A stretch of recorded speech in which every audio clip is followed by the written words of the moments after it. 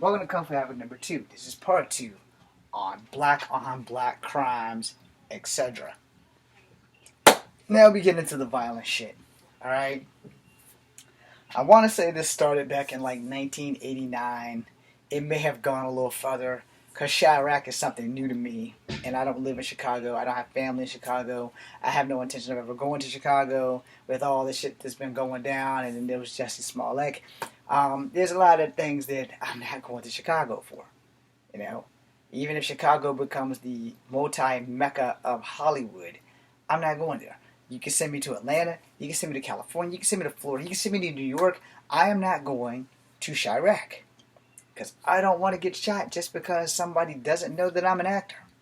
They might see me like, oh, we got another half-breed. Pow! Blow him away. Ain't did shit. Might step into Chicago and get shot. Now, those are things that people have to concern themselves with. At one point in time, just down the road, Richmond and just up the road, D.C., were battling it out from the late 70s, 80s, and 90s for which city was going to be the murder capital of the world. And it would jump back and forth. Sometimes it would be D.C., sometimes it would be Richmond. I grew up in that era of the 70s, 80s, and 90s. I had a cousin in Richmond who got mistaken for another cousin and got killed in the fucking doorway. So don't tell me that there's no black on black crime. For all you people who are supporting Black Lives Matter, hey, I got nothing against you. As long as you're literally actually part of the cause and not part of the fucking problem. Because a lot of people go to these protests. I'm part of the problem. You just don't know it because my t-shirt matches yours. I got an open carry rifle or a shotgun or AR-15 and I got this big ass walking tall club. So I'm coming there to do some damage. I'm going to go smash up that Korean store. I'm going to smash up that Chinese store. I'm going to smash up that white JG Maxx and TJ Penney's or CJ Penney's or JC Penney's, some goddamn body. I'm going to go bash up that Hannigan store. I'm going to go bash up those mannequins. I'm going to go break windows. And I'm going to be saying that I'm peacefully protesting in the name of Jesus Christ and black people. Now, see, those people right there need to be weeded out of your movement because they're not here to help anything. They're here to help cause more problems for more people. And while we're on that, there was a young lady that I sent the question. I'm not following her, but she is a anti-Black Lives Matters person, and she's pro-Trump or whatever. I'm not following her because she's pro-Trump. I can care two shits about who you vote for. But when you're going around and you're covering up Black Lives Matters with tar and paint, and you're saying it in the name of Jesus Christ, you are fucking wrong. And you cannot commit a crime in Jesus' name. Granted, way back in the day, during the Crusades and the Trojan War and all that other bullshit, well, probably not the Trojan War because that was probably in the name of Zeus, but you get the point. Wars, biblical proportions fought in supposedly the name of Jesus Christ and all these other things. No, man, no. Wars have been fought over vagina and why you can't have my wife because I'm still alive and I have my wife, so you're going to have to kill me or get me lost out at sea, so I have to thread a bow to prove that I'm the guy I am. Or more modern day wars, drugs and power. Those are wars I've really been fought about. Alright? They don't teach you that shit, but you want to know? Ask a soldier. Vietnam, big ass drug war territory. Korea, big ass drug war territory. World War I, World War II, war of power. What war am I missing? I'm missing a couple. Civil War, war of power. Alright? The power of this country. So that's why we have all these people banning all these Confederate flags and all this other shit. Alright, cool. You know, I like the General Lee on the Dukes of Hazzard. But you know, as a kid, kids don't see racism. Kids don't see prejudice because kids don't know about that crap until we open up their eyes. But black on black crimes, kids know about that. Real boy down the street took my tricycle. Come home crying. What mama do? You're going to go down there and get your goddamn tricycle back. I paid good money for that. And you're going to go down there every day and take an ass whooping until you beat his ass back and get his tricycle. This is the beginning of the cycle of black on black crime. It starts off in our childhood, and a lot of people don't want to recognize it or acknowledge it. Oh, my kid doesn't do that. That's the first thing that you know, that these people are not paying attention to their children. And the first sign of that is, oh, my kid doesn't do that. Well, here's the thing. We all have 3 personalities. Think about it when I say this. We have 3 personalities. You have your survival personality. When you're in your home neighborhood and you know there's a bunch of thugnificent motherfuckers out there, you have your survival personality. Now you have your school personality. When you're in school, you play that role because you don't want mama coming to school, taking this thing to your ass in front of all these children. And then you have your true personality, which sometimes at home sways back and forth between your survival personality and your school personality. It also depends on what kind of home life you're living. Then you have the 4th, unknown personality. That's the personality that comes out when a situation comes into, I've never been in this situation before. That's super survival personality. That succeeds everything.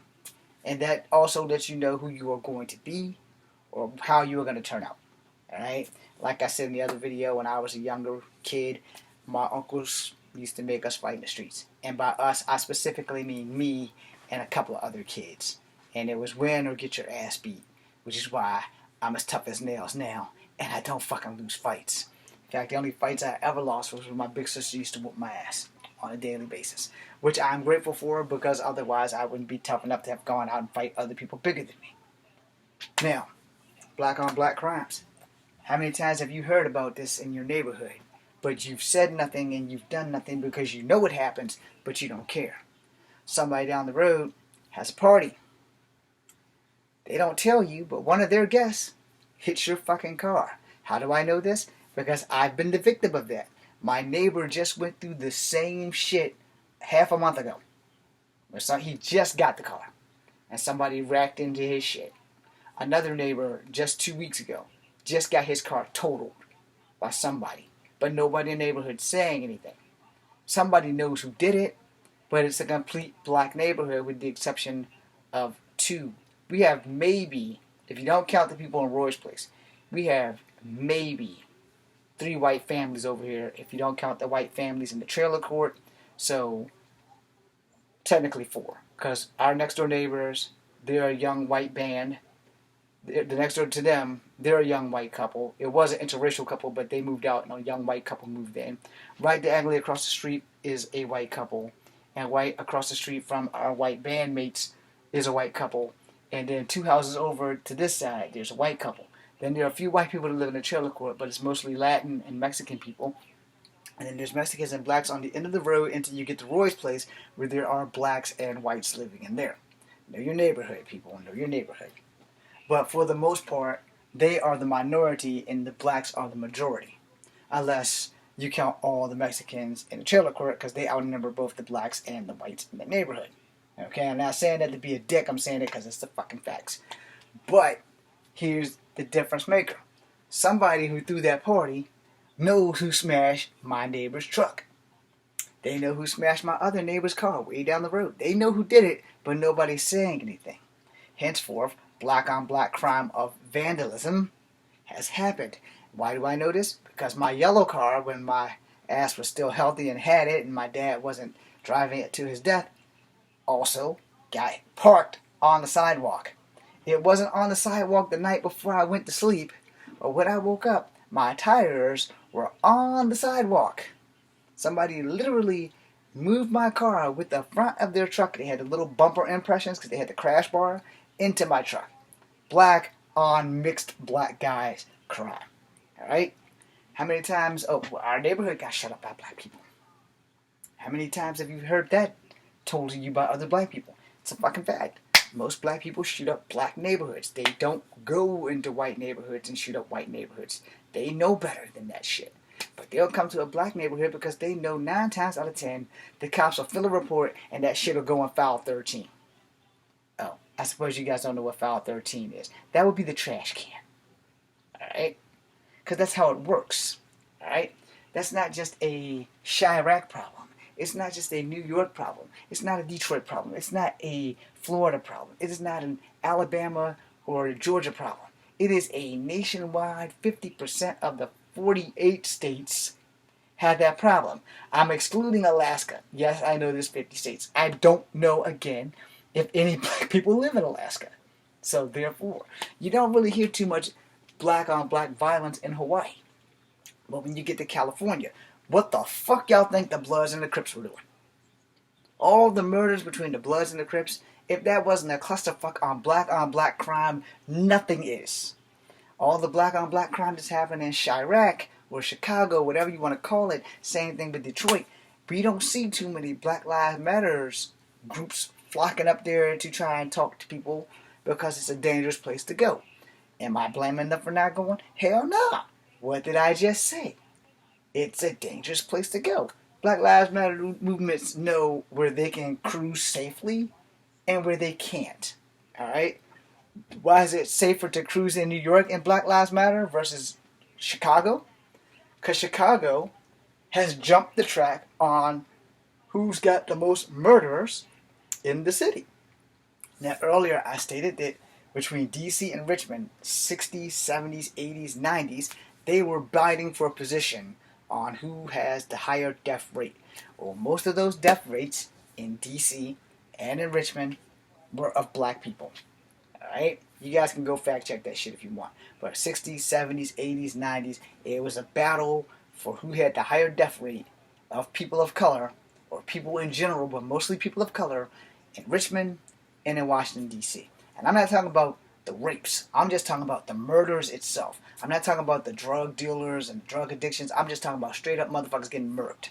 So that was a battle between D.C. and Richmond. Back and forth. Every year it would change. One year D.C. had the highest. The next year Richmond was 2 times higher. Then the next year D.C. was 2 times higher than that. And it kept going. The percentages are really, really fucking close. So you guys can go fact check that shit if you want. I don't care if you believe me or not. But I lived in that time period and I know.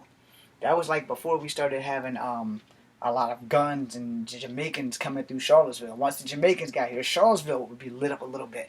But we weren't like globally lit up. And then the Jamaicans were gone. When the Jamaicans were gone, the crime rate kind of went back down a little bit. But the Jamaicans were only here doing drugs. So that was the only crime they were really doing was just drugs. But they were doing drugs to black people. So they were selling them to young black kids. They were forcing young black kids to sell them to other people. And it was either you're going to be a drug dealer or you're going to be a gangbanger. That's pretty much how that worked. I didn't have that problem because I had a job. And I also did Kung Fu, so you really couldn't intimidate me into joining gangs and shit because that shit wasn't an option. Plus, I was in a gang for 3 days when I was a kid living in the projects. So I learned firsthand that gang life is not for me. So, you know, you have to own your shit, you know. Now, like I said, 3 days was 3 days too many. But I was still in a gang. It was a 3-man gang. It only lasted for 3 days. It consisted of my late cousin, a guy named Jody, and myself. It was the 3J gang, actually, because all of us names had a J in it. It was James, and Jody. Only I was going by Jonah at the time. But anyway, that being said, we're still a gang. Alright? I also ran with hardcore elder black people who taught me shit that I still do to this day if necessary. But what I was taught when I was younger was if you don't think you can beat somebody, sucker punch is always great. Knock on their door and knock their ass to the floor. That's pretty much how it worked. Boom, boom, boom. But you had to make sure they actually answer the door, because sometimes their mamas answer the door. Hi, Bobby. Anyway, knock, knock, knock. Hey, is such and such here? I just mentioned his name, didn't I? Anyway, he didn't answer the door. But when he came running down the steps to answer the door, he ran into a right hook. And I leveled him on the floor, closed the door, and ran the fuck home. But he also used to bully me on the bus. But after that day, that shit stopped. So let me thank the guys that taught me that. One of them name down here. The other one name is Bubba. I'm not giving last names. But you know, these guys taught me some shit. You know, had nothing to do with martial arts. It had everything to do with being slick and cunning. And it was black on black crime that I committed. It's called assault. You know? Now, In those days, it was called knock, knock, knockout. Alright? There are other words that I would like to use, but since it involves the N word, because it was actually called knock, knock, knock a N out. And we were all black, so there were no white cats in the neighborhood, but Bobby was like me, mixed. So that's how that happened. Sorry, Bobby. I wasn't sorry at the time, but I'm sorry now as a grown-ass man. You don't have to accept that apology. It's all good. I'm not worried about him coming to find me.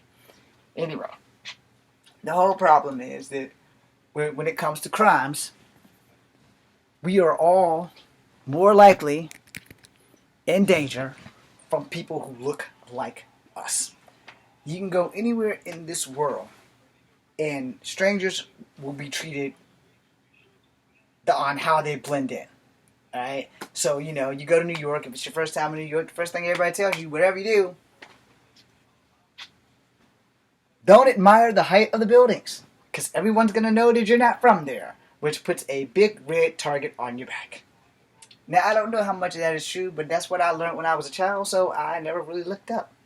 Now, when I was in Niagara, New York, it was kind of like a peaceful-ass place with all kinds of fancy things to see. So, and the buildings were still tall. They weren't as tall as they are in Manhattan, but they were still tall. And, you can look around and be like, okay, cool. Now, when I went to Canada, I was in awe of everything, especially the CN Tower and how crazy a lot of Asians and white people are on top of a glass building with a glass door, with a glass floor where you can look through it. Everything looks like an ant. And all of them and the dude in the wheelchair decided, we're going to jump up and down on this thing. I'm so glad none of them fell through because I'd have been traumatized for life. And none of them motherfuckers would have made it. But they were also all tourists from Japan. So that was going to be their worst day ever if they would have fell through. There's some things you just don't do. You feel what I'm saying? You really don't. But as for black on black crime, you as a person of color, especially if you are a black person, you will find it ridiculously unescapable. Because you don't know the next guy from the next guy. You really don't. And that's the thing about a black on black crime, is that 9 times out of 10, you got to go with your instincts. Alright? If your instincts tell you, like, those 3 black guys over there, they look like trouble. Your instincts could be off. They might be 3 nice black guys. But at that same time, do you really want to take a chance that those 3 nice black guys might actually be 3 thugs waiting for you to blink? It does happen. For anybody who's never been jumped before, I will tell you this. I personally have only been jumped by 4 black cats at one time that I can correctly remember. And that was that week that I got to fighting. I was 15 years old, and me and my friend David was playing wrestling. David beat me to the punch. He got to be Sting, so I had to take the substitute, Rugged Ronnie Garvin. And I stayed in character. This is how you know I'm meant to be a good actor somewhere. I stayed in character until I couldn't. Alright? So, I couldn't make the tag. I had 4 guys that were holding me in a cross formation. So, one guy had this leg, one guy had this leg, one guy had this arm, one guy had this arm. And I couldn't get them off me. Because they were all a little bit bigger than me. Maybe 2 of them was about my size. So, I'm trying to reach the tag and they wouldn't let me in. We're playing on a pissy-ass mattress. Alright? Yes, that's right. Ghetto kids play on pissy mattresses. And if you haven't, enjoy the experience. Anyway, I couldn't make the tag, and David also stayed in character, and he couldn't make the tag. I said, what am I supposed to do? He said, man, you know Kung Fu. I said, but I'm Rugged Ronnie Garvin. You don't know Kung Fu, but you got the hands of stone, don't you? So I slung the 2 of my arms into each other, and they literally bumped heads and fell on the pissy mattress. They rolled off the pissy mattress. So I can't remember which leg it was, but one of the guys, I drew back, and I kicked him, and he came above me. He fell off the mattress and out of the ring. The last guy wouldn't let go, and this is when the real fight happened. I slung in, I kicked him off, and he went off the mattress mad as hell, and he started crying. So I was like, oh shit. I never made the tag, by the way. We got to getting ready to rumble. So the other 3 dudes was recovering, and this guy went and picked up a fucking stick. And I happened to get lucky. I picked up an iron pipe with one of them cement things on the end of it. And I said, okay, you hit me first, and I kill you second. It's like, what? I said, dude, you got that stick, I got this pipe. Let's go. Let's see who's gonna fucking get up first. So he threw down the stick, I threw down the iron pipe, he left. And then me and David high-fived each other. I guess we won the match because Nobody came back for the 3 count. So after that, I didn't do any wrestling. But the very next day, I got into a fight with a gargantuan of a kid who was 13 years old when I was 15. And he was fucking huge. Him and I became friends after that. You guys have been told the story. I gave you the video of my golf cleats that I thought were McGregor golf cleats, but they're not McGregor. They're like Michiko or some shit. They were some like Chinese golf cleats. They might have been Japanese. Either way, they were Asian golf cleats, and they saved my life, which is why I still have them to this day. So, black on black crimes. Those were assaults on me. 2 days before that, I had a verbal argument that I thought I was going to get beat up because it was 2-on-1, and my bro Pig said, y'all don't want to fuck with that guy. He's a fucking ninja. And I was like, well, I know martial arts, but I'm no ninja. He's like, yeah, right, sure you ain't a ninja. I see you back in the backyard. So that only made it seem like this is just going to feed more fuel for them to beat my ass. But when the bus stopped and we got off the bus, I dropped my backpack. They hauled ass. And the day before that, me and my boy, who was one of my best friends, and we're still friends to this day, he kicked me in the ass because of some shit that I watched on PBS about your fingernails and your teeth being skin that has been hardened to some kind of exponential rate. So that's what that was. And I happened to be watching the same show as the girl that everybody made fun of on the bus, who dad made her go in the dumpster to get her brother's books. It was a whole clusterfuck of shit that's happening that week. But mostly that entire week I got to fighting. Well, he kicked me in the ass. That's right. He kicked me in America's ass. And my face said, boom, in dirt. I'm not the best looking man. I'm very protective of my face. Very, very protective of my face. I went from a front-leaning rest position into a back-spinning kick. And I clocked him. And after that, you know, we were still friends. It just took a while for us to get back onto the friendship level. But to be honest, I kind of asked for that fight. Because we used to play cops and robbers all the time. And I went and got his backpack and his guns. And I started scooping dirt into the backpack. So that was kind of my fault. And he kicked me in America's ass. And my face hit the goddamn ground. I think if my face wouldn't have hit the dirt, it probably really wouldn't have been a fight because, let's be honest, I probably deserved that kick in the ass. Yeah, I probably deserved it because I was scooping dirt into the man's backpack and I should have done that. You know? But he kept telling me I wasn't human. But I also was on an X-Men Spider-Man kick, and I'd much rather have been a mutant than a human anyway because that means I have superpowers. But I didn't have any spider senses when he kicked me in the ass. And boom, I went. But I came up like Bruce Lee. So that was the beginning of my last section of ever having a fight in my life in the streets. Now, 3 years before that, my dad stopped the street fighting in general, but these were fights that was kind of self-defense, kind of not. That one kind of not. The other 4 was self-defense. However, the lessons learned, black on black crime happens to 1 in 7 people did you know on a daily basis. Whether it is a rape or a physical assault or a domestic violence or a murder. 1 in 7 people did you know that is of color has been assaulted by a person of the same race. Alright? So if you know 6 black people, and they're probably not going to tell you, but 1 out of those 6 people has been attacked by somebody that they know that is also black, or somebody in their family that is also black. And we don't take that shit into consideration when we start having all these life matter movements. Alright? I want to end this on a positive note, so I want to end this because I'm going to make another video about other ethnicities being attacked. So we're going to go there. Yes, I'm going to go there. And you guys are going to have to statistically look up the statistics yourself in case you don't want to believe me. But they'll be short videos. So I decided to make an anthology in the middle of this. Alright? So, if 1 in 7 people that you know are black have been attacked by black people, what does that tell you? That tells you that as much as I have respect for Black Lives Matter, they're not doing their job if they're not going to talk to other black people about stopping crime amongst themselves in their community. So let's end it there. I want you to think about that. How many Black Lives Matter movements come into black neighborhoods in the worst parts of every city and every state and have a council meeting with young black Americans, and specifically young black American men, and say, hey, look, y'all need to sit down and listen. We need to talk to y'all about how y'all treat each other, so that if we stop treating ourselves like shit, other races and other communities will also stop treating us like shit. If we try to help each other excel versus decel, we may actually be able to thrive as well as just survive. This is Kung Fu Africa number 2. If I have offended anybody with this speech, I apologize profusely, and this is 26 minutes of your life that you can't get back, but they are full of facts. Thanks for watching.